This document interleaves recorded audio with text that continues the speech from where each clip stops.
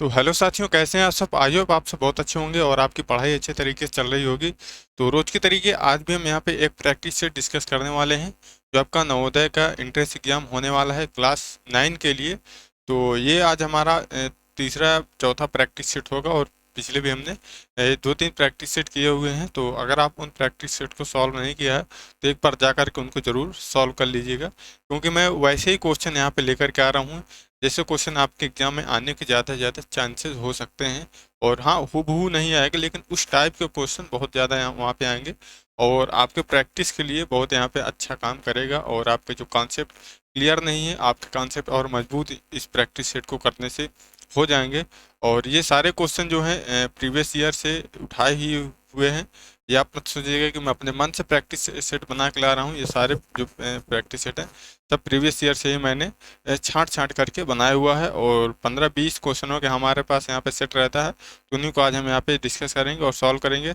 और बाकी सेशन आपको पसंद आए तो लाइक ज़रूर करिएगा। तो चलिए बिना किसी देरी के आज के सेशन को शुरू करते हैं। तो आप कॉपी पेन लेकर के बिल्कुल बैठ जाइए और जैसे मैं यहाँ पे क्वेश्चन दिखाऊंगा आप साथ ही साथ लगाते भी जाइएगा, जैसे कि आपको ये पता चल सके कि आप क्वेश्चन कर पा रहे हैं या नहीं कर पा रहे हैं। तो अगर जिस टाइप के आप क्वेश्चन ना कर पा रहे हो उनमें आप प्रैक्टिस करिएगा तो आप क्वेश्चन इजीली आप सॉल्व कर ले जाएंगे। तो चलिए आज का पहला नंबर क्वेश्चन आपके कंप्यूटर स्क्रीन पर केबीसी जैसे का यहाँ पे माहौल बन जाता है। तो हाँ, पहला नंबर क्वेश्चन है आपके स्क्रीन पे दिख रहा होगा और इसको आप सॉल्व करिए। तब तक हम यहाँ पे सिस्टम अपना सही कर ले रहे हैं।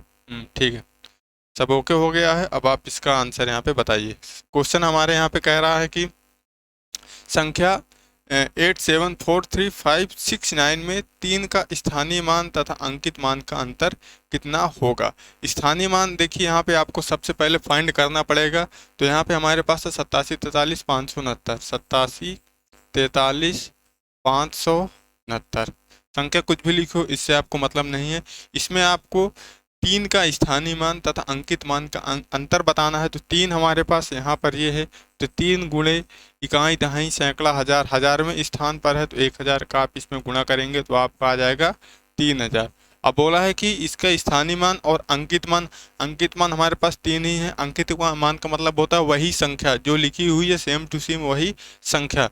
तो स्थानीय मान हमारे पास ये है और वही संख्या से हमें इसका यहाँ पे अंतर बताना है। तो सिंपल घटा देंगे, 0 है 10 से हो जाएगा और ये हो जाएगा 7, ये बचेगा 9, ये बचेगा 9 और ये 2 हो जाएगा। आई होप इतनी बातें आपको क्लियर हुई होंगी। सिंपल 3000 से 3 यहाँ पे हम माइनस कर देंगे तो ये आपका आंसर आ जाएगा। बाकी आप घटा करके चेक कर लीजिएगा। तो आंसर हमारा होगा 2997, यानी ऑप्शन नंबर बी यहाँ पे हमारा आंसर होना चाहिए, जो कि एकदम सही है। और ऑप्शन नंबर बी हमारे इस क्वेश्चन का सही जवाब यहाँ पे निकल करके आ जाएगा। ठीक है, तो चलिए ये भी क्वेश्चन हमारा यहाँ पे हो चुका है और इसको आप स्क्रीनशॉट लेकर के रख लीजिएगा। और बाकी इस प्रकार के क्वेश्चन देखिए, स्थानीय मान से रिलेटेड क्वेश्चन आपको जरूर एक आध वहाँ पे मिलेंगे, तो स्थानीय मान आप प्रॉपर तरीके से सीख लेंगे। ठीक है, तो अगला क्वेश्चन हम यहाँ पे लाते हैं और तब तक आप इसे करने का प्रयास करिए। तो देखिए यहाँ पे हम कह रहा है कि 53,068 को किसी संख्या से भाग देने पर भागफल 206 तथा शेषफल 126 प्राप्त होता है, तो भाजक यहाँ पे क्या होगा। यानी कि कोई एक संख्या है, उसमें अगर हम भाग दे रहे हैं, किसी संख्या से भाग देने पर भागफल 206 और शेषफल हमारे पास प्राप्त हो रहा है 126। तो हमें यहाँ पे संख्या बतानी है। तो यहाँ पे हमारे पास देखिए भागफल के लिए एक सूत्र होता है, भाज्य बराबर भाजक गुणे भागफल प्लस शेष। ठीक है, ये हमारा यहाँ पे किसी संख्या में जब आप भाग देते हैं तो ये यहाँ पे हमारा सूत्र यूज होता है। तो भाज्य बराबर यानी जो हमारी संख्या है, संख्या कितनी है 53,068, भाजक ही हमें यहाँ पे निकालना है। तो देखिए भाजक ही पूछा गया तो भाजक को हम x लेकर चल रहे हैं और भागफल हमारे पास दिया गया है 206 और शेषफल हमारे पास दिया गया है 126। तो यहाँ से हम क्या करेंगे, 53,068 से हम 126 माइनस करेंगे और बटे में 206 आ जाएगा, बराबर में x हमारा बचेगा। ठीक है, तो ये इधर आएगा माइनस हो जाएगा और इधर मल्टीप्लाई में है तो नीचे बटे में आ जाएगा। अब इसको आप घटाइए, 8 में 6 जाएगा 2 बचेगा और 6 में 4 जाएगा, यहाँ पे 2 बचेगा। और ये हमारा यहाँ पे है 10, 10 में से 1 जाएगा 9 बचेगा, ये 2 बच जाएगा और यहाँ पे ये 5 बचेगा और 206 का यहाँ पे भाग देना है। अब देखिए जब आप भाग देंगे तो लास्ट में आपका 2 है, तो लास्ट में अगर 2 है तो आप किस संख्या में गुणा करेंगे कि आपका 2 आएगा। ऑप्शन देखिए, ऑप्शन नंबर ए, अगर आप 255 में आप 226 से गुणा करेंगे तो लास्ट में 0 ही आपको मिलेगा, यानी ऑप्शन नंबर ए पे हम बिल्कुल भी नहीं जाएंगे। ऑप्शन नंबर बी में हम जा सकते हैं क्योंकि 6 का 7 में मल्टीप्लाई होगा तो लास्ट में 2 आएगा इकाई का अंक, तो ऑप्शन नंबर बी अभी छोड़ेंगे, ऑप्शन नंबर सी भी छोड़ेंगे। हम डी को देख रहे हैं तो डी में भी देखिए लास्ट में 6 है, 6 36 आएगा, अगर 206 मल्टीप्लाई करेंगे तो डी भी हमारा ऑप्शन यहाँ पे नहीं होगा। अब बहरहाल आप 206 का इसमें आप भाग देकर के तुरंत निकाल सकते हैं, लेकिन अगर आप भाग देने में आपको समय लगेगा तो आप ऑप्शन से यहाँ पे जा सकते हैं, ठीक है। अब देखिए जब आप इसमें भाग देंगे तो आपका कम से कम 2 बार तो जाएगा ही हमारे पास। अब आप देखिए बी और सी हमारे पास बचे हुए हैं, तो बी में हमारे पास दिया गया है 257 और हमारे पास 157 सी में दिया गया है। तो देखिए 157 आने का कोई यहाँ पे चांस नहीं बनेगा, क्योंकि जब आप 529 में 206 का भाग देंगे तो ये देखिए 2 दूनी 4, यानी कि आपका 412 के आसपास ही आएगा और 3 बार में तो बहुत ज़्यादा हो जाएगा। तो हम कम से कम इसको 2 बार तो ज़रूर ले जाएंगे। तो 2 बार ज़रूर ले जाएंगे का मतलब कि हमारा 2 से स्टार्ट होगा और लास्ट में हमें कोई पता नहीं क्या आएगा, ठीक है। तो लास्ट में 7 ही आएगा, मतलब 7 के अलावा भी कुछ हो सकता था, क्योंकि इकाई के अंक पर हमें 2 लाना है, लेकिन यहाँ पे 7 है तो लास्ट में 7 आएगा, शुरू में 2 आएगा, और हमारे पास ऑप्शन बी ही है जिसमें लास्ट में 7 आए और शुरू में 2 आए, ठीक है। तो ऑप्शन नंबर बी के साथ हम जाएंगे 2 5 7।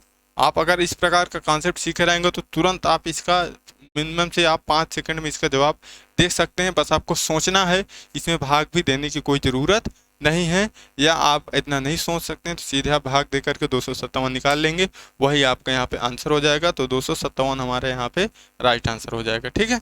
तो चलिए ये क्वेश्चन हो गया हमारा। अगला हम देखते हैं। तो अगला कह रहा है कि 1 से 100 तक की अभाज्य संख्याओं की संख्या कितनी होती है, ये चीज़ यहाँ पे आपको बताना है। तो देखिए 1 से 100 तक की अभाज्य संख्याएं की हम बात करें तो इसमें सीधे ही आपको अभाज्य संख्या बताना है, और अभाज्य संख्या आपको पता होनी चाहिए कि अभाज्य संख्याएं क्या होती हैं। ऐसी संख्या जो केवल स्वयं से कटें और 1 से कटें वो हमारी अभाज्य संख्याएं होती हैं, जैसे कि 2 5 2 3 5 7 इस प्रकार की संख्याएं होती हैं। ये या तो 1 से डिवाइड होंगी या तो खुद से डिवाइड होंगी, ये या तो 1 से डिवाइड होगी या तो खुद से डिवाइड होगी, उसी प्रकार से 5 और 7, ठीक है। तो ये आपकी अभाज्य संख्याएं होती हैं। तो आपको इसमें बताना है कि 1 से 100 तक में कितनी होंगी, तो आप इसे याद ही कर लीजिए कि 1 से 100 तक में आपकी जो अभाज्य संख्याएं होती वो 25 होती हैं, ठीक है। इससे आप सीधे याद करके ऐसे चलेंगे। 1 से 100 तक में जो अभाज्य संख्याएं होती वो आपकी 25 होती हैं, इस प्रकार आप इसे मार्क कर लेंगे। तो इसमें कुछ करना है नहीं, सीधे आप याद रख लीजिए कि 1 से 100 तक में 25 अभाज्य संख्याएं होती हैं, ठीक है। तो ये हमारा हो गया। अब इसमें देखिए इसके आपको अभाज्य गुणनखंड करने हैं कि इसका आपका अभाज्य गुणनखंड कैसे होगा। तो अभाज्य गुणनखंड करने के लिए इजीली हम यहाँ पे कर सकते हैं। करना कैसे है, 720 है, इसको सिंपल ऐसे करिए, 2 से काटिए 36 आएगा, 0 आएगा, फिर 2 से काटेंगे 18 आएगा, 0 आएगा, फिर हम 2 से काटेंगे 9 आएगा, 0 आएगा, फिर 2 से काटेंगे 45 आएगा। अब देखिए 2 से जाएगा नहीं, 3 से काटेंगे, 3 का नाम 3, 3 5 15, फिर 3 से काटेंगे 5, फिर 5 से काटेंगे 1। अब देखिए कितने हमें 2 मिलेंगे, 1 2 3 4 बार 2 है, 2 बार 3 है, 1 बार 5 है, ऐसा ऑप्शन देखिए। 4 बार 2 हमें आना चाहिए, तो 4 बार 2 ए और सी में 4 बार 2 है, 1 बार 2 बार 3, तो हम जाएंगे ऑप्शन नंबर यहाँ पे, तो हमारे पास 4 बार 2 3 2, ठीक है। हमारे पास यानी इसका ऑप्शन नंबर ए यहाँ पे आएगा, ठीक है। ऑप्शन नंबर ए हमारे पास यहाँ पे आएगा। तो आप इसको ऐसे भी लिख सकते हैं, लाइन में भी लिख सकते हैं। 4 2 हैं हमारे पास, 4 बार 2, 1 2 3 4 सही है, 3 2 बार है और 5 1 बार है, तो आपका ऑप्शन नंबर ए यहाँ पे राइट आंसर हो जाएगा, ठीक है। तो चलें अगला देखते हैं। यदि यहाँ पे आप इस क्वेश्चन को देखिए, देखिए प्रॉफिट एंड लॉस परसेंटेज, इससे आपको क्वेश्चन 110% वहाँ पे देखने को मिलेंगे, ठीक है। प्रॉफिट एंड लॉस परसेंटेज, ये 2 चैप्टर और डिस्काउंट, ठीक है, तीनों एक दूसरे के इर्द गिर्द ही चलते हैं। यदि 15 वस्तुओं का क्रय मूल्य 12 वस्तुओं के विक्रय मूल्य के बराबर है तो आपको यहाँ पे लाभ बताना है। देखिए 15 वस्तुओं का क्रय मूल्य यानी कि सीपी, तो टोटल क्रय मूल्य कितना होगा, सीपी गुणे 15 बराबर है किसके, 12 वस्तुओं के विक्रय मूल्य के, तो एसपी 12 वस्तु हैं, ठीक है, यानी कि 15 वस्तुओं का सीपी जो यानी कि 15 वस्तुओं का क्रय मूल्य बराबर है 12 वस्तुओं के विक्रय मूल्य के।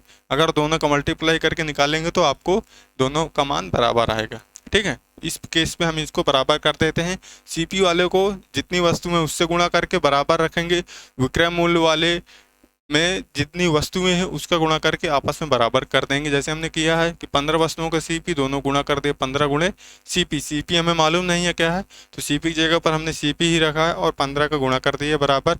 एसपी, एसपी हमें मालूम नहीं है तो एसपी जगह पर हमने एसपी ही रखा, सेलिंग प्राइस जिसे बोलते हैं, और गुणे 12 कर दिया है। तो यहाँ पे हमारा इसे हमें रेशियो निकालना पड़ेगा, तो सीपी बटे हम एसपी निकाल रहे हैं, तो सीपी और ये एसपी नीचे आ जाएगा, यहाँ पे ये 12 बचेगा और इस 15 को हमने नीचे भेज दिया है।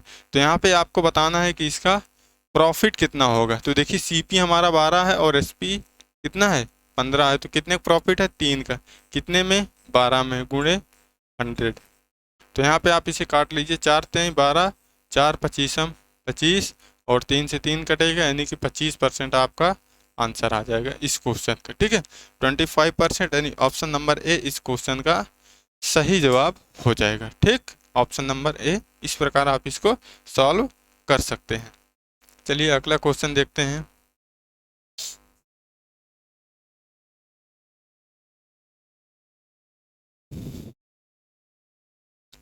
चलिए इस क्वेश्चन में कह रहा है कि 6 नंबर क्वेश्चन, यदि छोटी छोटी संख्या कौन सी है जिसमें 3 जोड़ दें तो 21 25 27 35 से पूरी तरह से भाग लग जाएगा।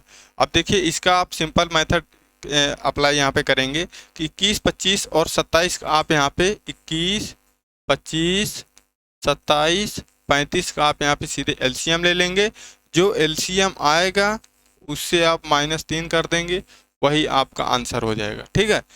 यहाँ पे आपको मैं इसका मेथड बता दे रहा हूँ कि 21 25 27 35 का आप एलसीएम लेंगे और उसको जितना एलसीएम आएगा उससे आप 3 माइनस कर देंगे, तो आपका यहाँ पे आंसर निकल आएगा। 3 हम माइनस क्यों करेंगे, क्योंकि जो इनके एलसीएम आएगा वो इनसे कट जाएगा और हमें क्या बोला है कि जोड़ने पर तो हम उससे 3 घटा दें, एलसीएम से 3 हम घटा देंगे तो हमें बचेगा 3 घटी हुई संख्या मिलेगी और फिर उसमें हम 3 जोड़ देंगे तो इनसे कट जाएगा। लेकिन हम इसको सॉल्व करेंगे अपने मेथड से। तो देखिए हम इसको पहले पकड़ के चलते हैं, 25 को हम पकड़ के चलते हैं, क्योंकि 25 से वही संख्या कटेंगे जिनके लास्ट में 5 होगा या तो 0 होगा। तो देखिए अगर हम 4725 में अगर हम 3 जोड़ रहे हैं तो 28 आता है और हो जाएगा हमारा 4728, और 4728 कभी 25 से कटेगा, जिसकी इकाई के अंक में 8 है वो 25 से कभी भी नहीं कटेगा, यानी ऑप्शन नंबर ए को हमने ऐसे ही इसको भगा दिया, इसको किक मार के हमने आउट किया। अब हमारे पास है 4722, 4722 में अगर मैं 3 जोड़ता हूँ तो आएगा मेरे पास ऑप्शन नंबर बी में आएगा 4722 है, अगर मैं इसमें 3 जोड़ता हूँ तो ये हो जाएगा 4725, ये मेरा कट सकता है 25 से, ठीक है।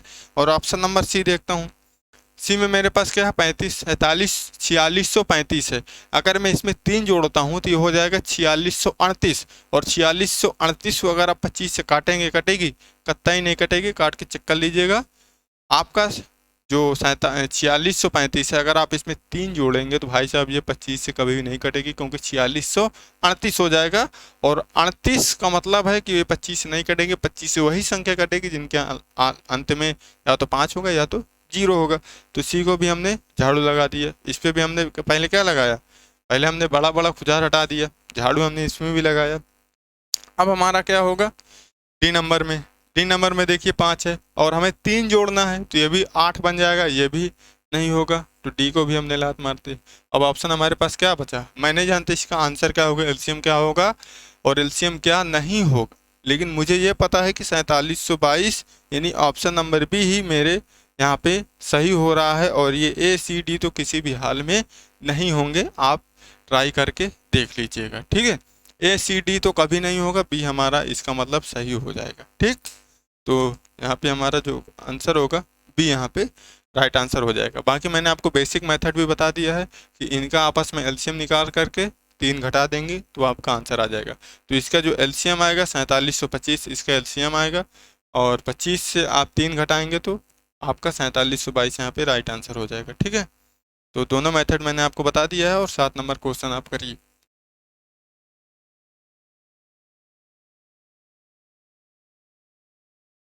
तो देखिए इसमें क्या कह रहा है कि एक साइकिल 625 में खरीद कर 585 में बेचा गया तो हानि प्रतिशत क्या होगा। यानी कि एक साइकिल है हमारे पास, 650 रुपये में खरीदा है, यानी कि 650 उसका सेलिंग प्राइस है, और जो इसको यानी कि खरीदा था यानी कि ये जो है सीपी है, और जो इसका एसपी है उसने उसको 585 में बेच दिया है। ठीक है, तो आप इनका पहले माइनस करिए कितने की यहाँ पे हानि हो रही है। तो यहाँ पे हम माइनस करेंगे तो 50 10 60 5 65 65 की ओवरऑल हानि हुई है। देखिए हानि प्रॉफिट निकलता है हमारा, जो इसका लॉस परसेंट निकलता है वो आपका निकलता है S P minus C P, S P minus C P यानी इनका अंतर। ठीक है, और बटे आपका नीचे आता है सी पी मल्टीप्लाई 100। ठीक, तो हमने एस पी से सी पी यहाँ पे घटा दिया है, सीधे एस पी से हमने इसको घटा दिया है, तो हमारे पास 65 आएगा। अब देखिए यहाँ पे माइनस आप आनी है तो माइनस तो ऑलरेडी है, तो माइनस लगाने की ज़रूरत यहाँ पे हमारे पास नहीं है। ठीक है, तो यहाँ से नीचे हमारे पे कितने में हानि हुई, सी पी हमारा कितना था 650 था, मल्टीप्लाई 100, 1 0 0 कट जाएगा, 65 से 65 कट जाएगा, यानी कि यहाँ पे हमारा 10% यहाँ पे उसको हानि हो जाएगी। ठीक है, ये उसकी जो हानि है 10% है। अब माइनस क्यों नहीं लिखेंगे, क्योंकि यहाँ पे हमने हानि लगा दी है। अगर ओवरऑल इफेक्ट पूछता तो हम यहाँ पे -10% करते, और माइनस का मतलब वहाँ पे आपकी हानि हो जाती। ठीक है, तो यहाँ पे आपको 10% की हानि देखने को मिलेगी, यानी ऑप्शन नंबर डी यहाँ पे इस क्वेश्चन का सही जवाब हो जाएगा। ठीक, अब हम देखिए थोड़ा स्पीड बढ़ा रहे हैं, अदरवाइज सेशन काफ़ी लंबा यहाँ पे चला जाएगा। तो चलें देखते हैं अगला क्वेश्चन। 8 नंबर क्वेश्चन देखिए, प्रथम श्रेणी के लिए 60% अंक चाहिए। समीम ने 390 अंक, समीम को 390 अंक मिले और उसे प्रथम श्रेणी के लिए 30 अंकों की कमी रही, तो पूर्णांक आपका क्या होगा। यानी कि कोई एक कॉलेज है, उसमें अगर आपको प्रथम श्रेणी आना है तो आपको 60% अंक अनिवार्य हैं, 60% अंक अनिवार्य हैं। और एक लड़का जो है 390 अंक प्राप्त किया है, लेकिन वो अभी 30 अंकों से प्रथम श्रेणी पे नहीं पहुंच पाया है, यानी 30 उसे और अभी चाहिए इस 60% को पूरा करने के लिए। तो 390 में हमने 30 ऐड कर दिया, तो हम ये कह सकते हैं कि 60% की वैल्यू जो है यहाँ पे 420 के बराबर हो जाएगी। 60% की वैल्यू 420 के बराबर हो जाएगी, क्योंकि 390 अभी 60% के बराबर नहीं है, तो हम 390 में 30 और ऐड कर दिया। वो हमारा क्वेश्चन में बोला है कि 30 की कमी रह जाती है, प्रथम श्रेणी के लिए 30 अंकों की कमी रही, तो पूर्णांक क्या होगा, और पूर्णांक हमारा 100% ही होगा। तो 100% की वैल्यू कितनी हो जाएगी, 420 बटे ये 60 नीचे आएगा, और 100 का गुणा कर देंगे, 0 से 0 6 7 42। तो यहाँ पे देखिए 7, एक ये 0 बचा हुआ है, एक यहाँ से 0 है, यानी 100% की वैल्यू इसकी 700 यहाँ पे आपको मिल जाएगी। ठीक है, इसको आप x मान कर भी कर सकते हैं, तो 100% की वैल्यू आपकी इतनी हो जाएगी। ठीक, तो ये आपका क्वेश्चन है यहाँ पर। तो चलिए हम या तो आप 100% की वैल्यू आप x मान सकते हैं, और x मान करके भी आप इजीली आप लगा सकते हैं, यानी कि आपका जो पूर्णांक हो जाएगा x हो जाएगा। ठीक है, तो वैसे भी आपका सवाल यहाँ पे सही हो जाएगा। तो ऑप्शन नंबर इसका ए ही यहाँ पे राइट आंसर होने वाला है, ऑप्शन नंबर ए। ठीक, तो ये क्वेश्चन हम देखते हैं अब। ए भी दो विभिन्न संख्याएं हैं, ए बी का अपवर्त हो तो उनके एलसीएम और एचसीएफ का अनुपात आपको बता देना है। देखिए ए बी कोई संख्याएं हैं, ए बी कोई संख्याएं हैं, जो ए है बी का अपवर्त है। ठीक है, जो ए है बी का अपवर्त है। ठीक है, यानी कि जो ए बी का मल्टीपल है, अपवर्त का मतलब क्या होता है, किसी चीज़ का मल्टीपल निकालना है, यानी 2 और ये 4 कह दूं मैं, तो ये 4 जो है 2 का मल्टीपल है, ये 4 2 का मल्टीपल है ना, तो 4 क्या है, 2 का अपवर्त है, अपवर्त का मतलब वही होता है। अब इसका और अपवर्त निकालेंगे 6 8 इस प्रकार आते चले जाएंगे। अपवर्त अपवर्त का मतलब होता है मल्टीपल, कोई भी संख्या है उसमें प्राकृतिक संख्याओं से मल्टीप्लाई लगातार करते चले जाना, और वही है उसके अपवर्त यहाँ पे कहे जाते हैं। ठीक है, तो आप पहले इसको इस प्रकार समझिए कि जो ये 4 आया है, अगर कोई संख्या किसी चीज का मल्टीपल है, ठीक है, अगर कोई संख्या पहले वाली का मल्टीपल है तो इनका जो एलसीएम आएगा वो बड़ी वाली संख्या हमेशा आता है। जो इनका एलसीएम आएगा वो क्या होगा, बड़ी वाली संख्या आएगी, तो यहाँ से एलसीएम हमारा बड़ी वाली संख्या। और जो इनका जो है एचसीएफ आएगा वो क्या आएगा, यानी कि जो इनका एचसीएफ आएगा वो छोटी वाली संख्या आएगी, तो एचसीएफ हमारा बी हो जाएगा, यानी ए रेशियो बी यहाँ से आपका राइट आंसर हो जाएगा। आप देखिए यहाँ पे आप कुछ और ले सकते हैं, जैसे 3 और मैं 9 ले लेता हूँ, क्योंकि 3 यानी कि ये जो है जो 3 है इसका अपवर्त है, यानी इसका मल्टीपल है, तो इसके एलसीएम क्या होगा, आपका बड़ा वाला आएगा, और 3 आपका छोटा वाला। एलसीएम का मतलब होता है वह छोटी छोटी संख्या, यानी कि एलसीएम, हाँ, वह छोटी छोटी संख्या जो इन दोनों से डिवाइड हो जाएगी। तो हम इनको अगर मल्टीपल करके लिखेंगे तो 9 ही आएगी सबसे पहले जो दोनों से डिवाइड होगी, और वह बड़ी से बड़ी संख्या जो इन दोनों को कट कर दे वो हमारा एचसीएफ होता है। तो बड़ी से बड़ी संख्या 3 ही है जो दोनों को कट कर सकती है, वो हमारी क्या है, 3 ही है जो दोनों को कट कर सकती है। तो ये हमारा एलसीएम, ये हमारा एचसीएफ। अगर रेशियो निकालेंगे तो 9:3 यानी 3:1। तो इस प्रकार यहाँ पे हमने बड़ा वाला हमारा यानी कि जो अपवर्त है वो हमारा एलसीएम, जो अपवर्त नहीं है यानी छोटी वाली वो हमारी एचसीएफ हो जाएगी। ठीक है, जो अपवर्त है वो एलसीएम, जो अपवर्त नहीं है वो हमारा एचसीएफ हो जाएगा, और जो अपवर्त है वो हमारा यहाँ पे एलसीएम होगा, क्योंकि ए जो है बी का अपवर्त था। यहाँ पे बोला है कि ए बी का अपवर्त है तो हमारा अनुपात हो जाएगा, यहाँ पे ये हमारा एलसीएम है, ये हमारा एचसीएफ है, तो ये आपका रेशियो हो गया ए रेशियो बी। ठीक है, तो चलिए देखते हैं, ऑप्शन नंबर ए इसका भी सही है। ठीक है, तो ये आपका भी क्वेश्चन कंप्लीट हुआ है, और अगला हम देखते हैं। अब देखिए, आपको अगर सेशन पसंद आ रहा हो तो भाई इसको लाइक ज़रूर करिएगा और अपने दोस्तों के पास ज़रूर शेयर करिएगा, क्योंकि काफ़ी मेहनत से आप लोगों के लिए एक जो है यहाँ पे सेशन यहाँ पे कंप्लीट हो पाता है, क्योंकि पहले आपको पीपीटी बनाना, उसके बाद रिकॉर्ड करना, एडिट करना, अपलोड करना, बहुत सारी यहाँ पे मेहनत होती है, तब आपके सामने इस 40-45 मिनट का वीडियो पहुँच पाता है। ठीक है मेरे दोस्त, तो भाई इसको लाइक जरूर करिएगा सेशन को। अब देखिए यहाँ पे बोला जा रहा है कि प्रथम प्राकृतिक, यहाँ पे कह रहा है कि प्रथम 45 प्राकृतिक संख्याओं का औसत क्या होगा। यहाँ पे लिखा प्रथम प्राकृतिक 45 संख्याओं का, तो यहाँ पे होना चाहिए था प्रथम 45 प्राकृतिक संख्याओं का औसत क्या होना चाहिए, यहाँ पे ये होना चाहिए था। तो बहरहाल कुछ भी हो, हमसे मतलब नहीं है, तो सीधे सीधे आप समझिए कि कोई 1 से लेकर के 45 तक का औसत कितना होगा, सबको जोड़िए, 45 से भाग करिए, आपका आंसर आ जाएगा। ये नहीं कर सकते हैं तो हमने आपको बताया था पिछले वीडियो में कि प्रथम n प्राकृतिक संख्याओं का योगफल जो होता है n+1/2 होता है, n+1/2 होता है। ठीक है, तो अब हम इसमें फिर, ये तो हमारा योगफल हो गया, और हम इसमें n से भाग देंगे, यानी कि 45 से भाग देंगे। अगर हमें यहाँ से निकालना है इसका औसत तो हम n से ही भाग देंगे, क्योंकि जो संख्या होगी उसे से हम भाग देंगे। तो यहाँ से हमारा n+1/2 मल्टीप्लाई n से n हमारा कैंसिल होगा, तो n+1/2 हमारा क्या होगा, यहाँ से ये एवरेज निकलेगा। ये मैंने एवरेज का डायरेक्ट फार्मूला मैंने आपको लिख दिया है। ये हमारा 1 से 45 तक का योगफल हो गया, और वो हमारे ये जो नीचे है वो संख्याएं हैं, ये हमारी n संख्याओं का योगफल, और फिर n संख्याएं नीचे हमने लिख दिया, और उसमें हमने n से n को कट कर दें, क्योंकि ये ऊपर आएगा तो यहाँ पर मल्टीप्लाई हो जाएगा। अब n हमारे पास 45 है, प्लस का 1 दिया है, 2 नीचे लिख दो, 46/2 बराबर 23 आपका आंसर आ जाएगा। ठीक है, आपका 23 इस क्वेश्चन के यहाँ पे जवाब आ जाएगा। कंप्यूटर से आपका जवाब भी एकदम सही है। ठीक, तो चलिए ये भी क्वेश्चन कंप्लीट हुआ, और अगला देखते हैं। आपका 11 नंबर क्वेश्चन है, और हमने 10 क्वेश्चन बड़ी ही अच्छी तरीके से यहाँ पे कवर कर लिया है। तो हम देखते हैं 11 नंबर क्वेश्चन बोल रहा है कि यदि 45 किलोमीटर प्रति घंटा की चाल से चल रही एक रेलगाड़ी एक खंभे को 18 सेकंड में पार करते हैं तो रेलगाड़ी की लंबाई क्या होगी।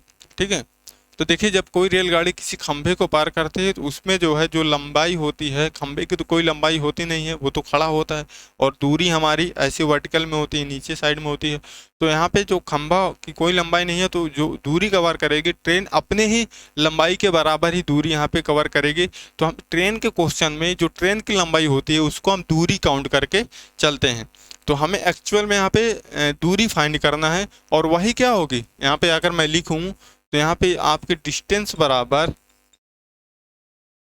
यह आपका हो जाएगा लेंथ ऑफ ट्रेन, इसको हम ये कह सकते हैं। तो डिस्टेंस बराबर यानी जितनी ट्रेन दूरी तय करेगी वो क्या होगी, उस ट्रेन की लंबाई हो जाएगी। ठीक है, तो पहली बात तो हमें यहाँ पे मीटर में देखिए आंसर दिया गया, तो हमें मीटर में लंबाई निकालना है। तो हम इस 45 को जो हमारी स्पीड दी गई है इसको हम मीटर प्रति सेकंड में बनाएंगे, तो 5/18 का यहाँ पे हम गुणा करेंगे। ठीक है, तो इसको हम कह सकते हैं 5×5 = 25 की 5, 2 5 को 20, 2 22/18। ये हमारी यहाँ पे स्पीड हो जाएगी मीटर प्रति सेकंड।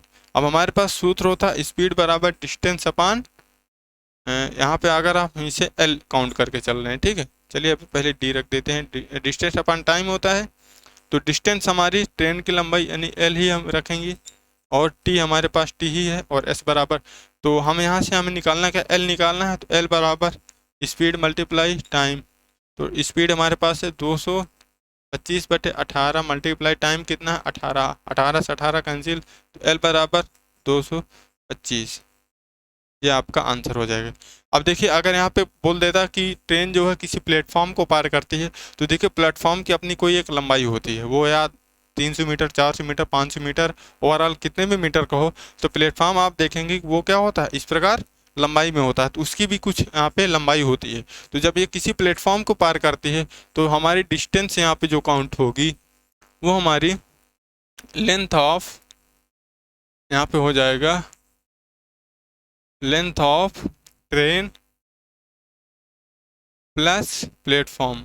ठीक है, उस केस में जो है दोनों की लंबाइयाँ हमारे जुड़ जाएंगी। उधर आपको ना दिख रहा होगा तो मैं आपको बोल देता हूँ, जो इसकी दूरी होगी वो आपकी प्लेटफॉर्म की लंबाई यानी पी और ट्रेन की लंबाई दोनों हम काउंट कर लेंगे। तो इस टी की जगह पे हम रखते हैं पी प्लस का एल। ठीक है, प्लेटफॉर्म की लंबाई यानी कि और फिर ट्रेन की लंबाई जितनी होगी।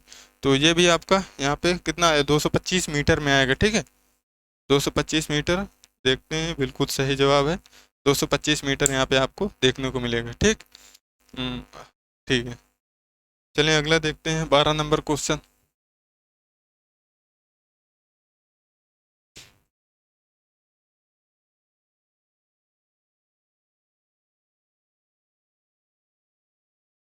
कह रहा है कि नीचे कौन सी संख्या 3 9 से पूर्णतः विभाजित हो जाएगी। ये चीज़ आपको यहाँ पे बताना है कि 3 और 9 से कौन सी विभाजित हो जाएगी। तो देखिए 3 से वही संख्या कटती है जिनका अंकों का योगफल जो है 3 से कट जाएगा, और 9 से वो संख्या कटती है जिनके अंकों का योगफल 9 से डिवाइड हो जाएगा। तो पहले हम 3 से चेक कर लेते हैं कौन सी कटेगी। तो पहले अंकों का योगफल का मतलब होगा जैसे 9 3 7 5 1, इनको सबको आप जोड़िए, 9 3 12 12, और 9 3 12 7 19, 19 1 20 5 25 आएगा इसका। तो ये 3 से कतई नहीं कटेगा। उसके बाद बी देखते हैं, 9 8 17, बी में देखते हैं 9 8 17, 4 21, 21 5 26, 26 7, 7 6 13 33, तो बी भी हमारा यानी 33 कभी भी क्या 3 से नहीं कटेगा। और सी में देखते हैं 9 4 13, 13 7 20 5 25, तो 27, सी में आएगा 27, यानी ये 3 से अभी कटेगा। अभी रुकिए नीचे देखते हैं। और डी वाला 7 3 10, 5 15, 2 17, और 17 9 7 16 26, यानी डी में आएगा आपका 26, ये भी 3 से नहीं कटेगा। तो ऑप्शन नंबर सी हमारा राइट आंसर हो जाएगा, क्योंकि पहले तो 3 से कटना जरूरी है, क्योंकि 3 से जो कटेगी वो हो सकता है 9 से भी कट जाए, जरूरी नहीं है कि कटे ही, लेकिन हो सकता है 9 से कट जाए। तो ये वाली जो है संख्या है आपकी 9 से भी कट जाएगी, क्योंकि 27 3 से भी कटेगा, 9 से भी कट जाएगा। ठीक है, तो ये आपका क्वेश्चन यहाँ पे सही हो गया है, यानी कि ऑप्शन नंबर बी आपका, सॉरी सी आपका सही आंसर होगा, 94,752 आपका राइट आंसर हो जाएगा। आप 3 और 9 से डिविजिबिलिटी देख लेंगे कि अगर कोई संख्या दी गई है तो उनके सभी नंबर को जोड़िए, जोड़ने पर जो आया वो अगर 3 से कट जाए तो संख्या 3 से कटेगी, अदरवाइज वो संख्या 3 से नहीं कटेगी। 9 में भी यही कंडीशन है, अंकों को जोड़िए, जो आया वो 9 से कट जाए तो ठीक है, ना कटी तो वो संख्या 9 से डिवाइड नहीं होगी। ये यहाँ पे 9 और 3 की डिविजिबिलिटी होती है, ठीक है। तो चलिए अगला देखते हैं। अब देखिए यहाँ पे है कि 20 मीटर लंबे और 16 मीटर चौड़े एक खेत के चारों ओर बाहर की तरफ से 1.5 मीटर चौड़ा रास्ता बनाया गया है। रास्ते का क्षेत्रफल क्या होगा, यहाँ पे ये चीज़ आपको बताना है। तो देखिए 20 मीटर लंबा और 16 मीटर चौड़ा कोई एक खेत है, इसके चारों तरफ जो है 1.5 मीटर का यहाँ पे क्या बनाया गया है, खेत बनाया गया है। यहाँ पर भी 1.5 है और इधर भी 1.5 है, तो यहाँ से इसको सबको ऐसे मिला देंगे। तो आपको बताना है कि इस रास्ते का क्षेत्रफल क्या होगा। इस जो मैंने यहाँ पे डार्क किया हुआ है इसका आपको एरिया बताना है। तो अगर हमें पूरे क्षेत्रफल का एरिया पता हो और इस छोटे वाले का पता हो तो हम इसको ईजिली निकाल सकते हैं। तो यहाँ से लेकर के यहाँ तक की लंबाई हमारी क्या हो जाएगी, क्योंकि यहाँ से यहाँ तक तो 20 है और यहाँ से लेकर के यहाँ तक क्या है, ये वाली लाइन, ये वाली 1.5 है और इधर भी 1.5, यानी दोनों जोड़ के 3 और 20 में 3 जोड़ लेंगे यानी कि 23, ठीक है। और इस प्रकार इधर की 16 3 19। अब देखिए जो बड़े वाले का क्षेत्रफल होगा, आयत बन रहा है, लंबाई गुणे चौड़ाई लगा देंगे, तो 23 गुणे 19 माइनस इस अंदर वाले का, यहाँ से लेकर के यहाँ तक 20 है, ये 19 16 है, तो 20 गुणे 16, इसको आप माइनस कर देंगे। 9 त्रिक 57 की 19 त्रिक 57 की 7 5 19 दूनी 38 5 43 माइनस 16 दूनी 32 320 यहाँ पे हमारा आएगा। यहाँ से आप घटाइए 7, 3 में 2 जाएगा 1, यानी कि आपका यहाँ पे 117 मीटर आ जाएगा। मीटर स्क्वायर में आपका इस रास्ते का क्षेत्रफल आएगा। कॉन्सेप्ट क्या लगेगा, आपको बड़े वाले क्षेत्रफल से आपको छोटा वाला भूल जाना है। यहाँ से लेकर यहाँ तक ये वाली अंदर वाली 20 है और इधर से ये हमारी जुड़ेगी, इधर से ये भी जुड़ेगी, तो ये वाली 3 हो जाएगी, बीच में 3 जोड़ देंगे। वैसे इधर हमने किया, तो पहले पूरे बड़े वाले की निकाल लेंगे एरिया और अंदर वाले की निकाल करके माइनस कर देंगे, हमारा आंसर आ जाएगा 117 मीटर स्क्वायर। यहाँ पे आंसर आपको देखने को मिलेगा। चलिए ये क्वेश्चन देखते हैं।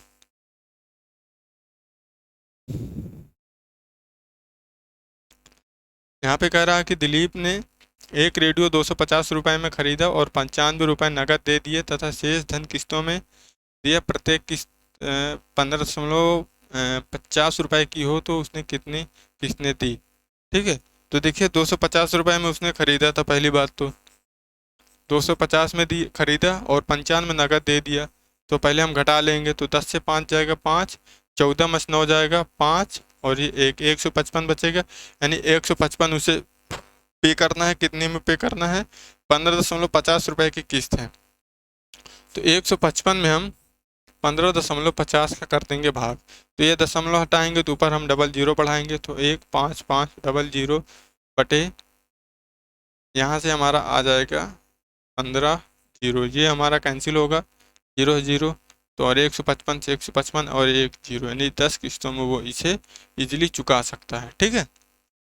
10 किस्तों में वो इजीली चुका सकता है। और आपका इतना यहाँ पे आपका आंसर देखते हैं इसका 10 सही होगा। देखिए पहले हमने 250 में खरीदा तो लगातार उसने क्या किया, तुरंत उसने 95 रुपये दे दिया, तो बचा कितना 155 है। अब उसे 15.50 रुपये की किस्तें बनवा ली, बराबर किस्तों में वो दे देगा।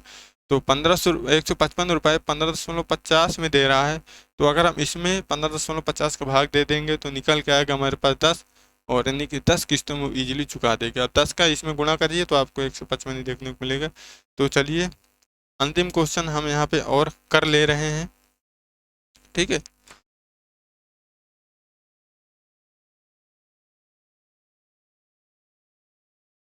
चलिए इस क्वेश्चन को हम देखते हैं कि 1500 रुपये का 5.2 वर्ष में मिश्र धन 2250 हो जाता है, तो दर यहाँ पे आपको यहाँ पे बतानी है।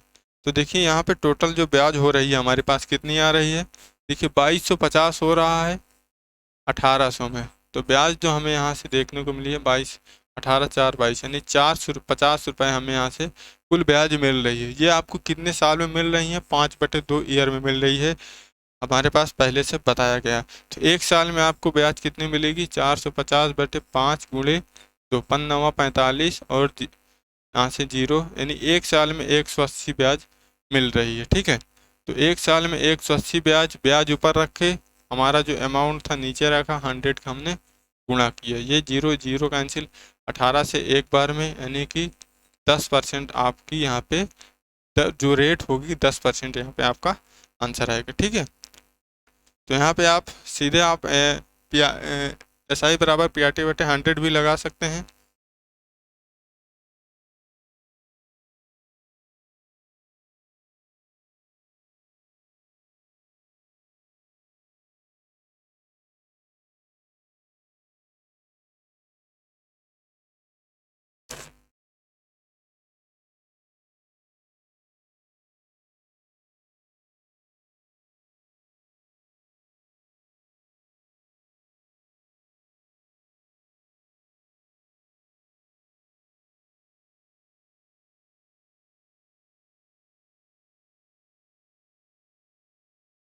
चलिए ठीक है, थोड़ा कॉल आ गया था मोबाइल में, इस वजह से यानी आपका 10% इसका आंसर आ जाएगा। ठीक है, तो अगला देखिए यहाँ पे है, तो इसे भी आप इजीली कर सकते हैं, इतना बड़ा क्वेश्चन नहीं है, आप इसका स्क्रीनशॉट ले करके इसको आप इजीली इस प्रकार कर सकते हैं। देखिए क्या लिखा हुआ है, 0.0025 लिखा हुआ है, परसेंट का मतलब 1/100 आप करेंगे। ठीक है, अब आपका देखिए यहाँ पे 4 अंक बाद दशमलव है, तो दशमलव आपको यहाँ पे इसका हटाना पड़ेगा। ठीक है, तो यहाँ पे हमारे पास अगर हमें यहाँ से इसका दशमलव लगाना है तो यहाँ पे हमें क्या करना पड़ेगा, 100 4 यहाँ पे 0 और लगाने पड़ेंगे। ठीक है, 4 0 और लगाने पड़ेंगे, तब दशमलव यहाँ पे आएगा, तो 25 चौको 100, यानी 1/4 और ये 4 0, आपका 1/40,000 यहाँ पे आंसर इसका आ जाएगा। तो ये भी क्वेश्चन आपका सरल था, जितना कठिन नहीं है। अगला देखिए, घनों में शीर्षों की संख्या कितनी होती है?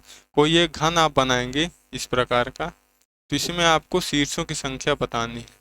तो देखिए 1 2 3 4, 1 2 3 4, यानी कि आपके 8 यहाँ पे शीर्ष होते हैं। ठीक है, तो ये भी क्वेश्चन आसानी है, 8 शीर्ष आपके आएंगे। 3 अंकों की सबसे बड़ी संख्या पता है, जो 15 से पूर्णतः विभाजित हो जाए। तो यहाँ से आप 15 से आप विभाजित करके चेक करेंगे कौन कौन सी संख्या कटेगी। देखिए अगर मैं 990 को काटूँ तो 15 छक्का 90, 15 छक्का 90, यानी 990 हमारी कट जाएगी, और आपकी 15 छक्का 90 बी भी आपकी, यानी 990 भी आपका कटेगा, 900 भी कटेगा। लेकिन आपको बड़ी बताना है तो हमारा आंसर ये होगा। और देखिए जो सी और डी है ये 15 से कटेंगे ही नहीं, क्योंकि इनके लास्ट में 5 है। देखिए 15 छक्का 90 फिर 95 आ रहा है, 15 छक्का 90 फिर 5 बच रहा है, तो ये भी नहीं कटेगी। इसमें देखिए 15 छक्का 90 और 8 बच रहा है, और 15 5 75, 15 और सब, ये भी आपकी संख्या कट सकती है।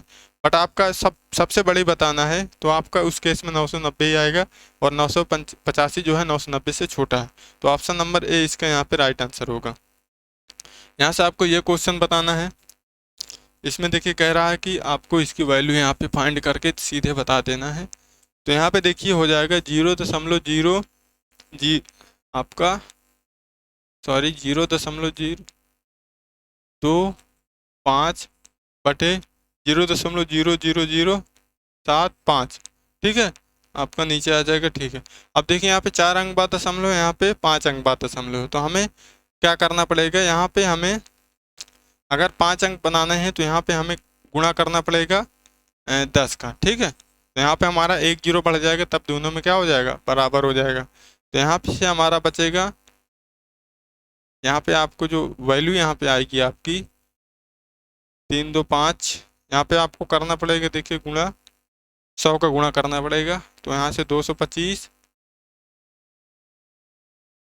दशमलव और 0। ठीक है, यहाँ से आपको 75 मिलेगा, तो 75 से इसको काटेंगे 3 होगा, तो यानी 30 आपका यहाँ पे राइट आंसर आ जाएगा। ठीक, तो यहाँ से हमारे दशमलव सारे हट जाएंगे, और यहाँ पे हमें क्या करना पड़ेगा कि 100 का ऊपर गुणा हमें करना पड़ेगा। और अगर देखिए एक हिसाब से आप देखें तो यहाँ पे आपको यहाँ पे दशमलव लाना है, तो 1 2 3 4 5, इसमें आपको 1 और 5 जीरो से गुणा करना पड़ेगा, और इसी प्रकार इसमें 1 और 5 जीरो से, दोनों में बराबर से का गुणा करेंगे। तो इस प्रकार आप देखिए, अगर ये ना समझ में आया हो तो 0.0225 बटे 0.00075। देखिए सेम नंबर का ऊपर नीचे आप गुणा करेंगे। हम हमारी कोशिश पहले क्या है कि नीचे हमारा दशमलव हट जाएगा। सबसे पहले हमें ये चीज़ हम यहाँ पे करेंगे। तो जैसे हमें नीचे से दशमलव हटाना है तो यहाँ पे देखिए 5 अंक बाद दशमलव लगा है, तो 1 1 2 3 4 5, 1 के बाद 5 जीरो। अब आप इसमें गुणा करेंगे तो 75.50 आएगा, तो उनका कोई वहाँ पे वैल्यू नहीं होगी। तो इसी से हमें ऊपर भी गुणा करना पड़ेगा, क्योंकि हमने नीचे गुणा किया तो भाई ऊपर गुणा करेंगे तभी तो हमारा मान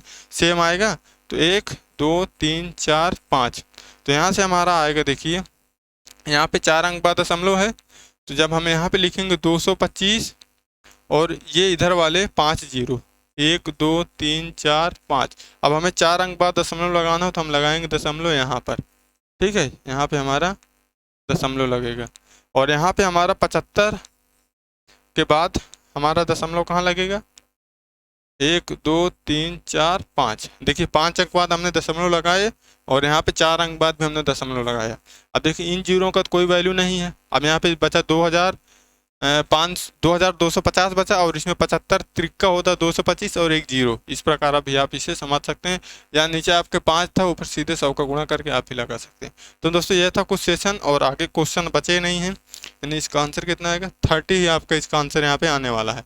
तो देखिए अगर आपको सेशन पसंद आया हो तो भाई लाइक जरूर कर लीजिएगा, और चैनल में पहली बार आए हैं तो सब्सक्राइब करके बेल आइकन को जरूर प्रेस कर लीजिएगा, ठीक है। थोड़ा अभी डिस्टर्बेंस हुआ क्योंकि मोबाइल से ही रिकॉर्डिंग होती है और उसमें कॉल एक आ गई थी, फ्लाइट मोड में लगाना मैंने भूल गया था, ठीक है। तो ये थोड़ा टेक्निकल इशू होती है, इनको हम आते ही रहती हैं ऐसी समस्याएं, तो इससे कोई प्रॉब्लम लेने वाली बात नहीं है। बाकी सेशन पसंद आया हो तो लाइक जरूर करिएगा। तो चलिए आज के सेशन को यहीं पर रखते हैं, मिलेंगे अगले सेशन में, तब तक के लिए थैंक यू।